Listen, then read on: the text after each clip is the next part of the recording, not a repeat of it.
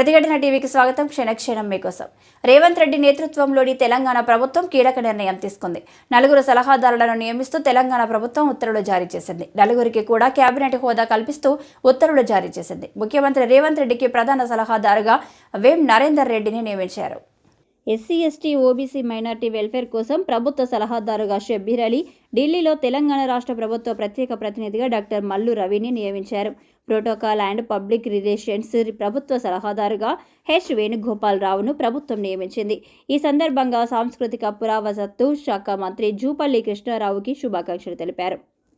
వేం Narender Reddy CM Revanth రెడ్డికి అత్యంత సన్నిహితుడు. రేవంత్కి సంబంధించిన అన్ని వ్యవహారాల్లోనూ ఈయనే కీలకంగా వ్యవహరిస్తుంటారు. ఈ నేపథ్యంలోనే ఆయనకు సలహాదారు పదవి దక్కిందంటున్నాయి పార్టీ వర్గాలు. నిజామాబాద్కి చెందిన మైనార్టీ నేత షబ్బీర్ అలీని కూడా సలహాదారుగా నియమించారు. మొన్నటి అసెంబ్లీ ఎన్నికల్లో కామారెడ్డి నుంచి షబ్బీర్ అలీ పోటీ చేయాల్సి ఉన్న రేవంత్ కోసం నిజామాబాద్ అర్బన్కి మారారు. ఓటమి పాలయ్యారు. ఫలితాల తర్వాత షబ్బీర్ అలీకి ఎమ్మెల్సీ కానీ మరేదైనా పదవి కానీ వస్తుందనే మాట బలంగానే వినిపించింది. ఇప్పుడు ఆయన్ను సలహాదారుగా నియమించారు.